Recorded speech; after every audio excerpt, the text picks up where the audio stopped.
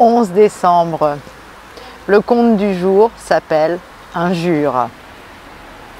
Bouddha enseignait partout où il passait. Or, un jour qu'il parle sur la place d'un village, un homme vient l'écouter parmi la foule. Et cet homme se mit très vite à bouillir d'envie et de rage.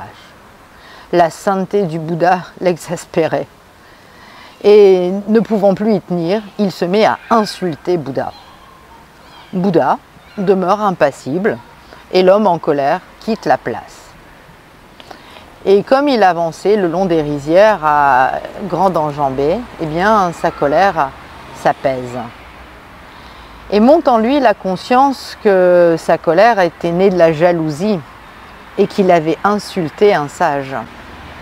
Alors il se sent tellement mal à l'aise qu'il décide de rebrousser chemin et d'aller présenter ses excuses au Bouddha. Quand il arrive sur la place où l'enseignement continuait, la foule se pousse pour laisser passer cet homme qui avait osé insulter le maître. Les gens sont incrédules de le voir revenir.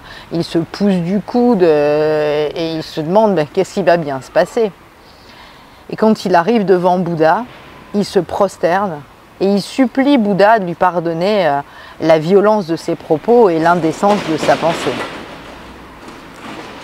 Alors Bouddha, plein de compassion, vient relever cet homme et lui dit « Je n'ai rien à vous pardonner. Je n'ai reçu ni violence ni indécence. J'ai pourtant proféré des insultes graves et des injures. » D'accord. Mais que faites-vous quand on vous tend un objet dont vous n'avez pas l'usage et que vous ne souhaitez pas saisir? Mais je ne tends pas la main, je ne le prends pas bien sûr.